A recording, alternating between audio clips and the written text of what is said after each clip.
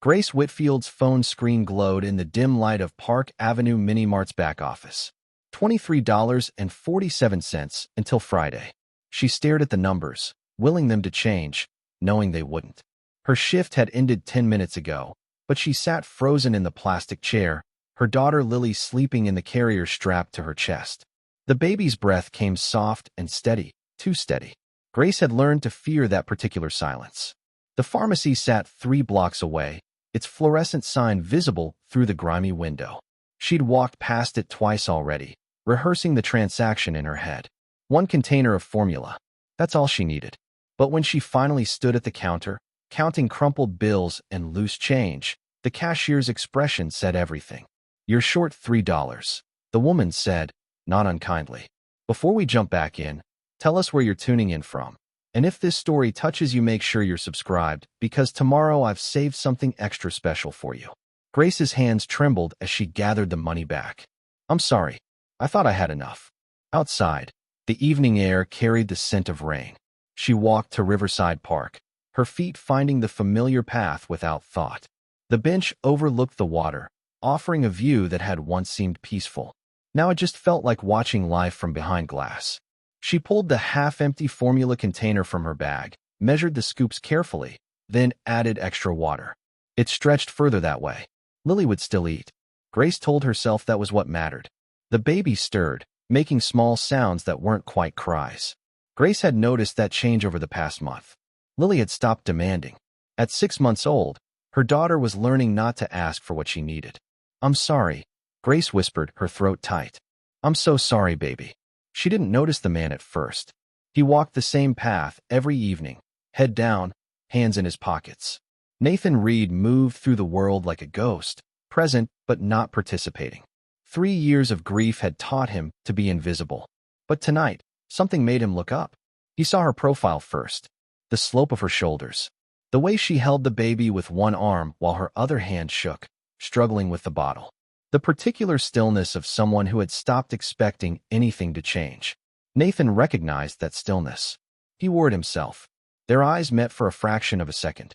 Grace looked away immediately, shame heating her face. She turned her body slightly, shielding Lily from view, as if hiding the evidence of her failure. Nathan kept walking. 50 steps. 100. Then he stopped.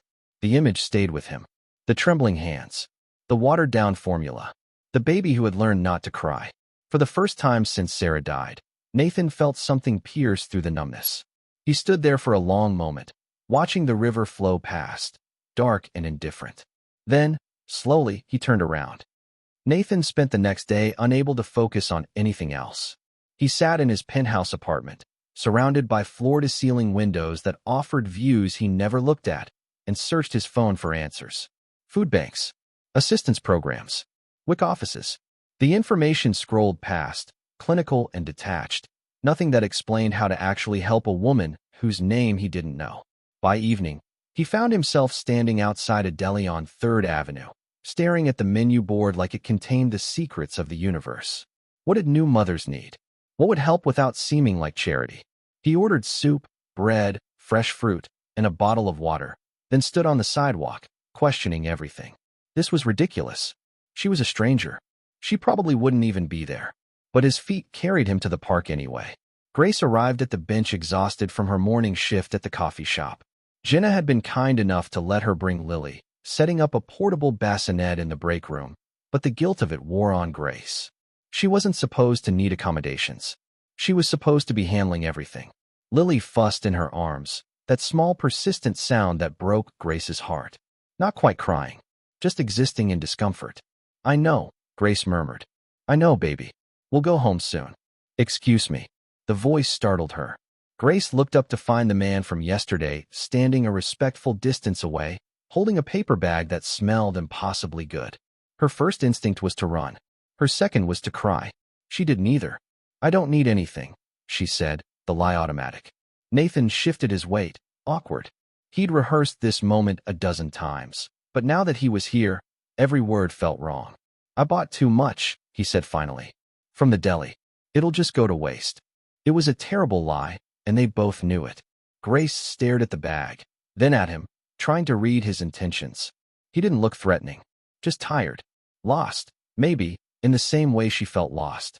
Lily reached for the bag with small, grasping fingers, and that decided it.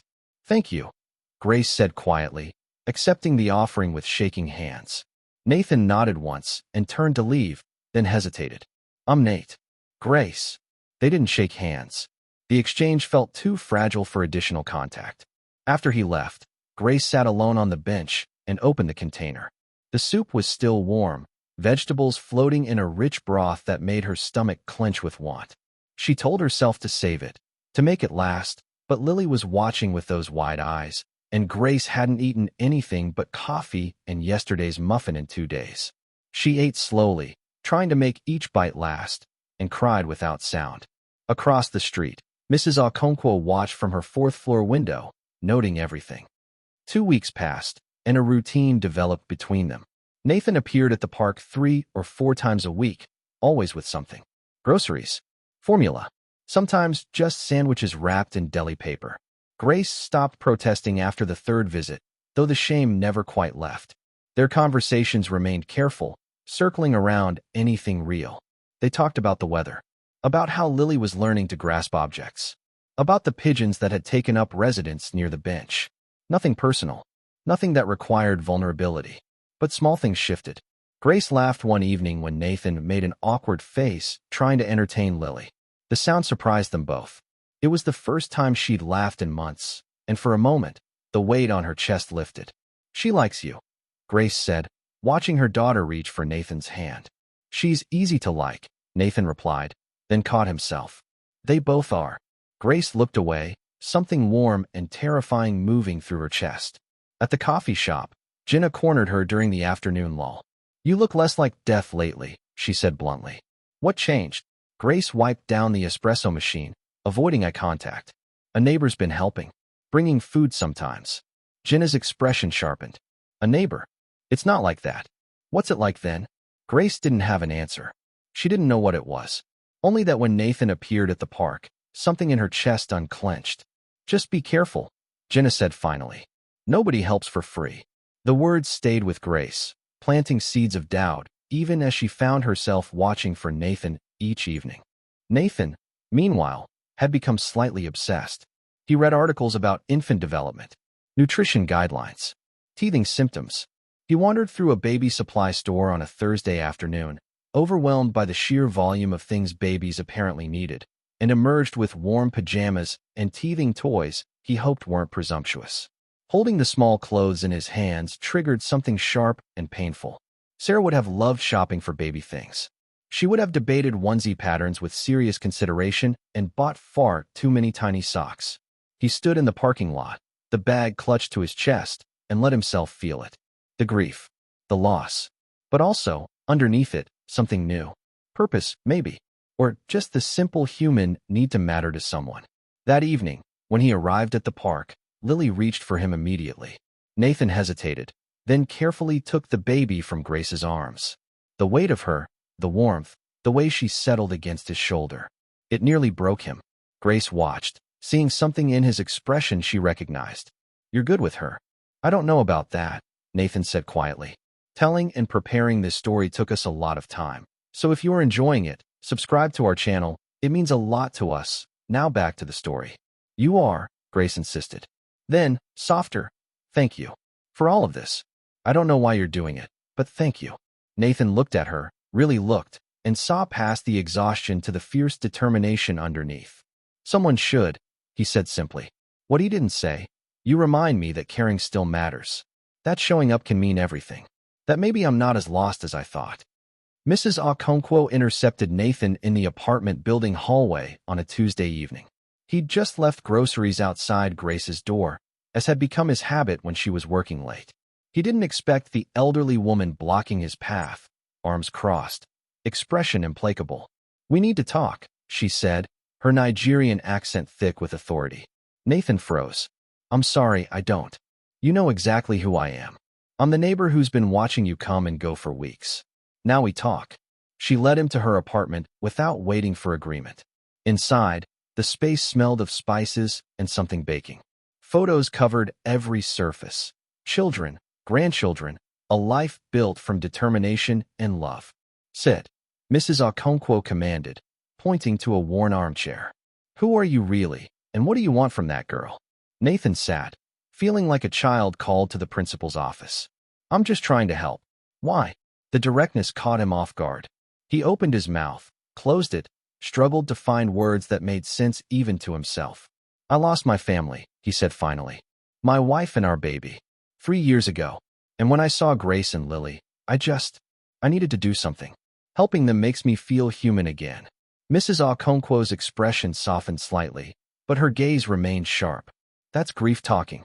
What happens when the grief fades? You disappear? No, Nathan said quickly. I wouldn't do that. You know she got an eviction notice last week? Nathan's stomach dropped. What? 60 days. She's $1,200 short on rent. Lost hours at both jobs. She's not telling anyone because she's too proud and too scared. Mrs. Okonkwo leaned forward. That girl is drowning, and you've been throwing her napkins when she needs a life raft. Nathan felt something crack open inside him. He'd known Grace was struggling, but the full picture, the medical bills from Lily's premature birth, the systematic cutting of her hours, the eviction notice, it was so much worse than he'd imagined. I can pay the rent, he said immediately. I can. She won't accept it, Mrs. Okonkwo interrupted. Her pride won't let her. You think I haven't tried? I've offered money, offered to watch the baby so she can work more. She says thank you and finds ways to refuse. She studied him carefully. You care about her. Really care, not just helping to feel better about yourself. Yes, Nathan said without hesitation. Then you need to be honest with her. Who you really are. What you really want. Because if you're lying, even with good intentions, it will destroy whatever you're building. Mrs. Okonkwo's voice gentled. I raised 4 children alone after my husband died. I know what it costs to survive. I also know the difference between charity and care. Grace needs care, not charity. You understand the difference. Nathan nodded slowly. I think so. Then figure out the truth before she does. Because when she discovers you've been lying, and she will, it will hurt worse than anything her baby's father did. After Nathan left, he sat in his car for an hour, staring at nothing. Mrs. Okonkwo was right. He'd been playing at helping while maintaining the comfortable distance of anonymity. But Grace needed more than groceries and formula. She needed stability, security, things he could provide but hadn't, because revealing his wealth meant revealing himself. And he was falling for her. That was the truth he'd been avoiding. Somewhere between awkward conversations and Lily's grasping fingers, he'd started wanting not just to help, but to stay. The question was whether Grace would let him once she knew who he really was. Mr. Park delivered the news with manufactured sympathy, his expression apologetic in the way of people who don't actually care. I'm sorry, Grace. Corporate's cutting hours across the board. Overstaffing, they say. I fought for you, but my hands are tied. Grace stood behind the convenience store counter, Lily sleeping in the carrier on her chest, and felt the floor tilt beneath her. How many hours? Down to 15 a week. Starting next Monday. 15 hours. At minimum wage.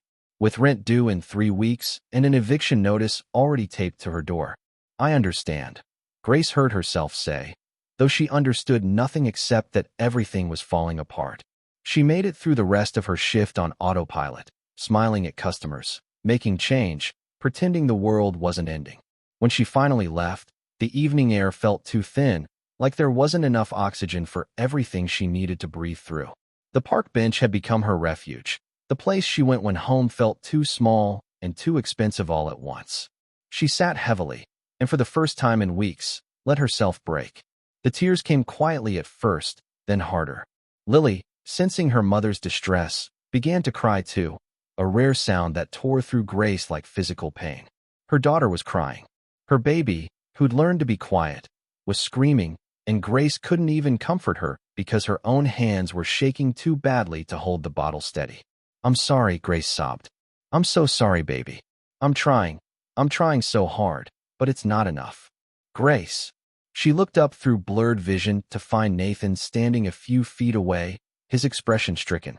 She wanted to hide, to pretend everything was fine, but she was so tired of pretending. I can't do this, she said, the words tumbling out. I'm going to lose her.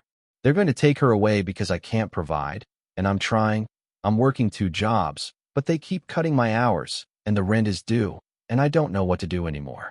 Nathan sat beside her without asking, without touching, just being present while she fell apart. When Lily's crying intensified, he carefully reached out. "May I?" Grace nodded, unable to speak. Nathan took the baby gently, holding her against his shoulder with surprising competence. Lily quieted almost immediately, responding to the calm certainty in his touch. He swayed slightly, an instinctive rocking motion, while Grace pressed her hands against her face and tried to remember how to breathe. "You're not going to lose her," Nathan said quietly, his voice steady despite the baby in his arms. "I won't let that happen." "You can't promise that," Grace whispered. "I can, and I am." He looked at her directly, something fierce in his expression. "Grace, I know about the eviction notice. I know you're $1,200 short. I want to help. Really help, not just with groceries." Grace stiffened. "How do you know about the eviction?" "Mrs. Okonkwo told me. She's worried about you." "Everyone's worried about me," Grace said bitterly. Poor Grace, can't take care of her own baby. Needs strangers to bring her food because she's too pathetic to. "Stop," Nathan interrupted, his voice gentle but firm. "That's not what this is. You're not pathetic. You're drowning because the system is designed to make people like you drown. There's no shame in needing help." "Then why do I feel so ashamed?" "Because we live in a world that tells us needing help means we're weak. But it doesn't. It just means we're human." Grace looked at him, really looked, and saw something in his face that matched the ache in her chest. "Why do you even care?" she asked. "You don't know me. You don't owe me anything." Nathan was quiet for a long moment, Lily sleeping now against his shoulder. "Because you remind me that caring still matters," he said finally. "For 3 years, I've been walking through life like a ghost. Not living, just existing. And then I saw you and Lily, and for the first time since I lost everything, I felt something. You made me want to show up again." The words hung between them, honest and raw. Grace wiped her eyes, exhausted beyond pride. "I don't know how to accept this. Any of it." "You don't have to know," Nathan said. "You just have to let me try." As the sun set over the river, casting everything in shades of gold and shadow, Grace sat beside this strange, quiet man who'd appeared in her life like an answer to prayers she hadn't known how to speak. She didn't have solutions, didn't have plans, but for the first time in months, she wasn't alone. And maybe, just maybe, that was enough to survive one more day. Nathan stared at his phone screen, his thumb hovering over Grace's contact information. 3 days had passed since their conversation in the park. 3 days since he'd promised her that she wouldn't lose Lily, and every single one of those 72 hours had been consumed with a single question. How could he help her without revealing the truth about who he was? The answer had seemed simple enough at 2 in the morning, sitting in his penthouse overlooking the city. He would pay her rent anonymously. Clean. Efficient. No strings attached. She would have the relief she desperately needed, and he could maintain the fragile connection they'd built without the complications his wealth would inevitably introduce. He'd convinced himself it was the perfect solution. He'd been catastrophically wrong. The building manager had been easy enough to work with, a tired man in his 60s who asked no questions when Nathan handed him an envelope of cash and a simple instruction. Apply this to Grace Whitfield's account. Tell her it was an anonymous benefactor who'd heard about tenants struggling during the pandemic. The manager had shrugged, counted the bills, and promised to deliver the news that afternoon. Nathan had felt good about it for approximately 6 hours. Then his phone had rung with Mrs. Okonkwo's number, and her voice had been sharp enough to cut glass. "What did you do?" she'd asked without preamble. Now, standing at his floor-to-ceiling windows, Nathan replayed that conversation and winced at his own naivety. Grace hadn't felt relief. She'd felt violated, surveilled, like her privacy had been invaded by some invisible force that knew too much about her life, her struggles, her failures. Mrs. Okonkwo had been blunt.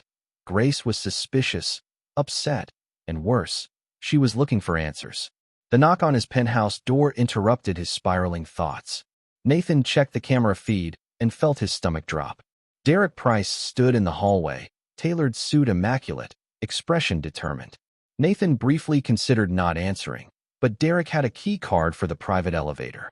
There was no avoiding this. "You've been ignoring my calls," Derek said the moment Nathan opened the door, brushing past him into the apartment. "For 3 months, Nathan. 3 months of I need more time, and handle it without me, while the company we built together circles the drain." Nathan closed the door slowly, buying himself a moment to construct a response. Derek was already in the living room, his sharp eyes taking in the space with obvious disapproval. The penthouse had always been more mausoleum than home, all cold marble and empty spaces that echoed with absence. But lately, Nathan realized he'd barely been here. His evenings were spent elsewhere, with people who mattered more than square footage and city views. "I told you I needed time," Nathan said quietly. "Time." Derek spun to face him, and Nathan saw something he rarely witnessed in his former partner's expression: genuine fear. "Nathan, we're past time. Chen Industries is pulling their investment. That's $40 million that was supposed to fund the solar expansion in Southeast Asia. Without it, we miss our third-quarter targets, our stock drops, and we lose the momentum we've spent 5 years building. I need you back. The board needs you back. The company that you and Sarah created needs you back." The invocation of Sarah's name was a low blow, and Derek knew it. Nathan felt the familiar clench in his chest, the weight of grief that never truly lifted, only shifted. But something was different now. The paralysis that had gripped him for 3 years, the inability to care about anything beyond his own guilt and pain, had loosened its hold. Grace's face flashed through his mind, the way she'd looked at him in the park, vulnerable and terrified and trusting him with her deepest fears. "Sarah would have wanted you to keep going," Derek pressed, misreading Nathan's silence. "She believed in what we were doing. Clean energy, sustainable futures, making a real difference. You can't just abandon that because..." "Because what?" Nathan interrupted, his voice harder than he'd intended. "Because I'm finally feeling something again? Because I'm finally finding a reason to get out of bed that isn't obligation or guilt." Derek's expression shifted from frustration to concern. He moved to the bar cart, poured 2 glasses of scotch without asking, and handed one to Nathan. "Tell me what's going on. And don't say nothing, because I know you, Nathan. Something's changed. You sound different. You look different. 3 months ago, you were a ghost. Now you're here, present, angry even. So tell me what happened." Nathan accepted the glass, but didn't drink. How could he explain Grace to Derek? How could he articulate that a struggling single mother and her 6-month-old daughter had somehow pierced through his grief in a way that 3 years of therapy and well-meaning friends never could? Derek operated in spreadsheets and quarterly projections. He would never understand the simple, devastating humanity of watching someone dilute baby formula because they couldn't afford another container. "I met someone," Nathan said finally. "Someone who needed help. I've been helping them." Derek's eyebrows rose. "You met someone? Like romantically?" "It's not like that." But even as Nathan said it, he knew it was a lie. It had stopped being simple charity the moment Grace had smiled at him, the moment Lily had reached for him with tiny, trusting hands, the moment he'd started counting the hours until he could see them again. "Then what is it like?" Derek pressed. Nathan moved to the window, looking out at the city below. Somewhere down there, Grace was probably finishing her shift at the coffee shop, exhausted and worried, and trying to figure out who had paid her rent. The thought made his chest ache with a mixture of concern and guilt. "It's complicated," Nathan said, "and it's private." Derek was quiet for a long moment. Then, "I'm going to ask you something, and I need you to be honest with me. Is someone taking advantage of you? Because if you're in some kind of situation where..." "No." Nathan's response was sharp, defensive. "It's not like that at all." "Then help me understand. Because from where I'm standing, my best friend and business partner has disappeared into some secret life that he won't talk about. And meanwhile, everything we worked for is falling apart." Derek's voice cracked slightly on the last words, revealing the genuine worry beneath his businessman facade. Nathan turned to face him. "I'll look at the Chun Industries situation. Send me the projections and the contract terms. But Derek, I can't come back. Not yet. Maybe not ever. I need you to accept that." "Why? What's so important about this person that you'd throw away everything?" "Because they remind me why any of it mattered in the first place," Nathan said quietly. "Sarah didn't build this company to make us rich. She wanted to make a difference, to help people, to create something that mattered beyond profit margins. When did we lose sight of that?" Derek stared at him, scotch forgotten in his hand. "We haven't lost sight of anything. We're literally about to bring clean energy to 3 million people in Indonesia. Are we? Or are we chasing market share and investor returns?" Nathan shook his head. "I'm not saying what we do isn't important. I'm saying I forgot how to see the people behind the numbers. This person I've been helping, they're not a tax write-off or a PR opportunity. They're real, and their struggle is real, and for the first time in 3 years, I feel like I'm actually doing something that matters.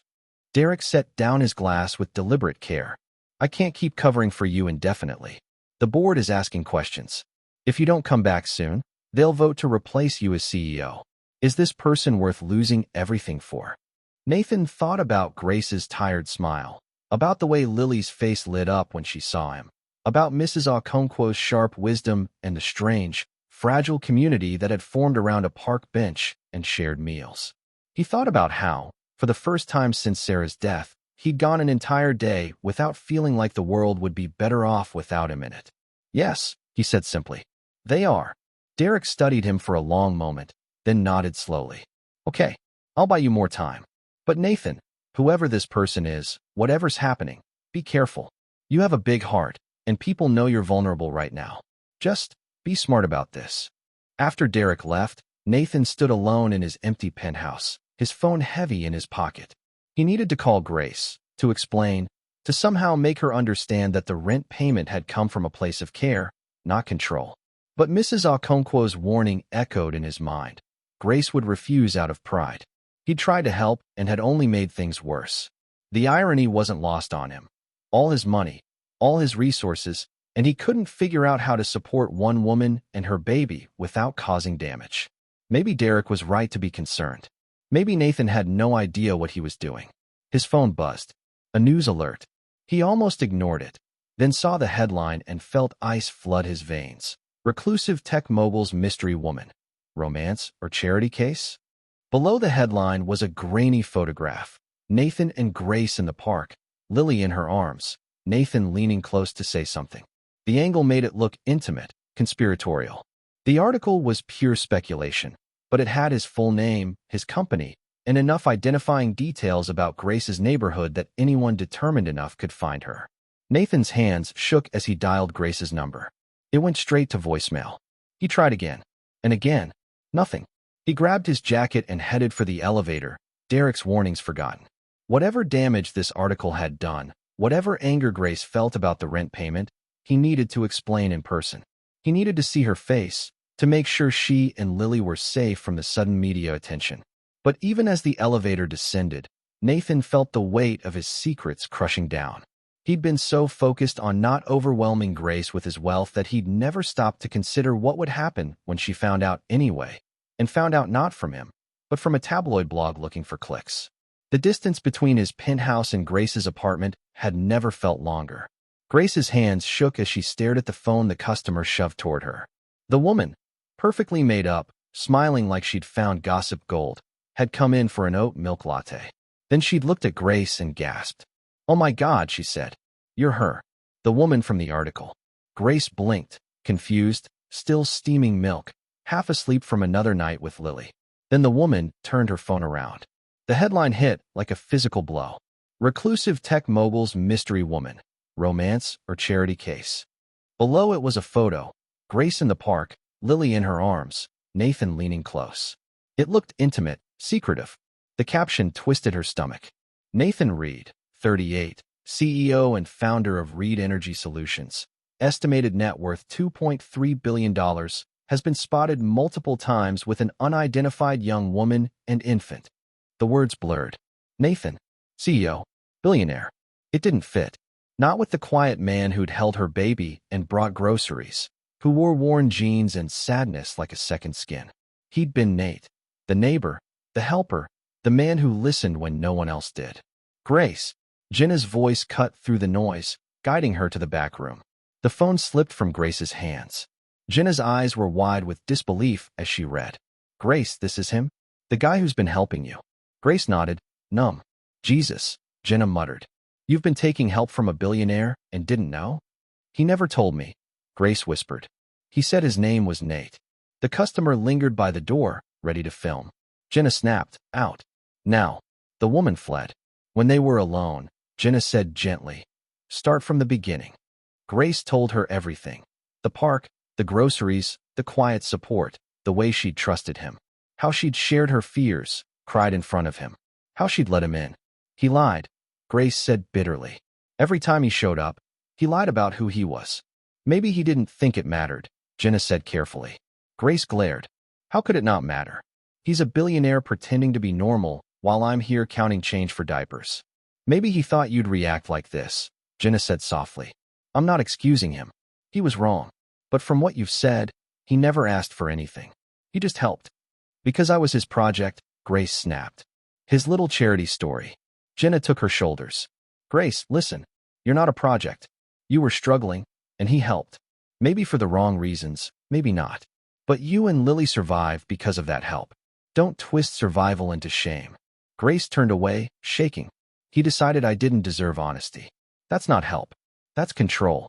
Her phone buzzed again and again, 17 missed calls.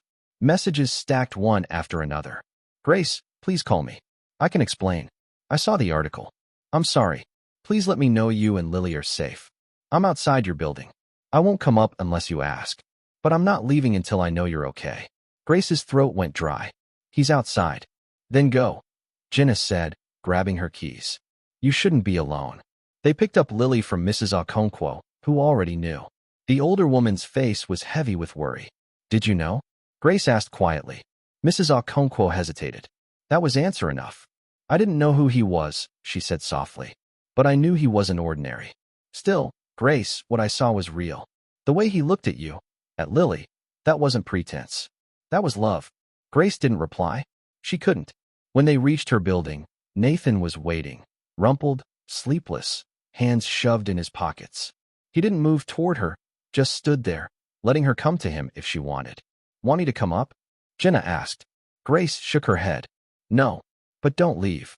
She got out of the car, Lily pressed to her chest. Nathan's eyes flicked to the baby before meeting hers. Grace, he said, voice rough. I'm sorry. I never wanted you to find out like this. But you did want me to find out eventually, she said evenly. Or were you planning to keep lying forever? I was going to tell you, he said quickly. I just didn't know how. Every time I tried, I thought about losing, he stopped. Losing what? Your redemption project. You, he said simply. I couldn't stand losing you. Grace's heart twisted, but she held steady. You don't have me. You never did. You had a version of me, the grateful poor woman you could save. You don't know me. Don't say that, he said quietly. Everything I told you is true, about my wife, my grief, all of it. The only thing I hid was the money, because I knew this would happen. But it does matter, Grace said, tears stinging. You took away my choice. You decided I couldn't handle the truth. Nathan exhaled, shoulders sagging. You're right. I was scared. Selfish. I thought I was protecting something fragile and real, but I was wrong. I hurt you, and I'll regret that for the rest of my life. But Grace, every moment with you, every second with Lily, it wasn't about money. It was real. Lily whimpered, her small cry slicing through the tension. Nathan's instinctive glance toward her almost broke Grace's resolve. I need time, she said finally, to think. Without you standing here looking like that. Like what? Like you're breaking, she whispered. I can't be the one to fix you. I have a daughter. I barely have myself. I'm not asking you to fix me, he said. Just to let me explain. To try. I don't know if we can come back from this, Grace said. Nathan nodded. Then I'll wait. I'll respect your space, but I'm not disappearing. You and Lily matter too much. She almost told him he didn't get to decide that, but she was too tired. She turned toward the building. I love you, he said suddenly. Grace froze. He looked stripped bare, vulnerable in a way that no billionaire could fake. I love you, he said again. I don't expect you to believe me, but I needed to say it. I love you and Lily, and I'm sorry for lying, for being a coward, for all of it. Grace opened her mouth, but found no words. She only tightened her arms around Lily and walked inside. That night, after Jenna left and Lily slept, Grace sat on the bathroom floor and cried until she was empty. And in the stillness that followed, she admitted the truth she'd been running from. She loved him too, and that made everything so much harder. The apartment felt hollow without Nathan. Grace hadn't realized how much of her life he filled until he was gone. 3 days had passed since their confrontation, 3 days of silence, save for his morning texts, thinking of you and Lily. I'm here when you're ready. He'd kept his word. No calls, no visits, no gestures. Just quiet, steady waiting. Grace didn't reply. She couldn't. Not yet. Mrs. Okonkwo had tried to comfort her with soup and kind eyes, But Grace wasn't ready to talk. Even Jenna, blunt as ever, had said, either forgive him or tell him to fuck off, but this limbo is killing you. And she was right. Grace couldn't sleep, replaying every word Nathan had ever said, searching for deceit and finding none, except his silence about his wealth. Was that unforgivable or just human? The hardest part was Lily. She missed Nathan, the man who'd made her laugh, who'd helped when Grace was too tired to stand. At the park, Lily's eyes still searched the paths, and Grace whispered, "He's not coming, baby," hating how her voice broke. On the fourth day, Mrs. Okonkwo arrived with her great-granddaughter Emma. The little girl ran to Lily's bouncer, squealing, "Baby Lily, I missed you." Grace smiled through the ache. Emma's bright health made Lily's frailty more visible, her too thin arms, her second-hand onesies. "Grace," said Mrs. Okonkwo softly, settling on the couch. "We need to talk.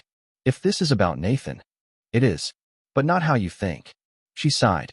"He came to see me. Wanted to know if you were all right. He looked terrible, hadn't slept in days. And he's resigned. From his company. He's giving away most of his money to start a foundation for single parents, in his wife's name." Grace stared. "He what?" "He's giving it away," Mrs. Okonkwo repeated. "He said it was never what mattered. He's keeping enough to live simply. The rest will help families like yours." Grace didn't know what to feel. Shock, disbelief, hope. Why would he do that? "Because he loves you," Mrs. Okonkwo said gently. "And maybe because he's finally doing what his wife would have wanted."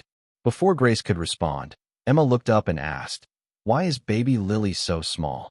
Is it because she doesn't have a daddy?" The innocent question broke something in Grace. She fled to the bathroom, locked the door, and cried. Her phone buzzed. Nathan's text, "Thinking of you and Lily. I'm here when you're ready." She stared at it. She should delete it, block him, protect herself and Lily. Everyone she'd loved had left. Her parents, Lily's father, her friends. But Nathan hadn't. He'd stayed, even from a distance. Her fingers hovered over the keyboard. "Why?" She typed, then erased it. Finally, "Is it true? About the company?" His reply came instantly. "Yes. I can show you the documents, or we can talk. Whatever you need. I'm here." Grace thought of Mrs. Okonkwo's words. People lie because they're scared, not evil. Maybe Nathan's fear had been human. Maybe even forgivable. She took a breath and typed, "Tomorrow. The park. When Lily naps. Just you and me." "I'll be there," came the reply. "Thank you for giving me another chance." Up next, we have 2 more incredible stories that are waiting for you. Just click the image you want to watch, and it will take you there. If you enjoyed this video, make sure to subscribe. It would mean a lot.